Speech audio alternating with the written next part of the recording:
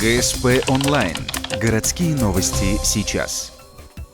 Четверг, 16:00. Малый зал Дворца культуры. Конкурс чтецов, посвященный 120-летию со дня рождения Сергея Есенина. Он проходит в рамках Года литературы. Сегодня на мероприятие пришли школьники 8 и 9 классов. Одна из учениц декламирует отрывок из поэмы «Черный человек». Сергей Есенин, вообще у него очень отличительная лирика, очень экспансивная, эмоциональная. Я нашла что-то общее в этом стихотворении со своей жизнью, возможно, даже так. И мне очень сильно понравилось оно.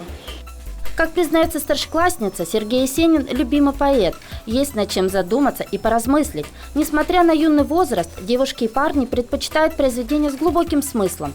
Жюри оценивает как выбор стихотворения, так и само выступление. По их мнению, важны дыхание, эмоциональная подача и жестикуляция. Конкурс продлится около 3 часов после подведения итогов.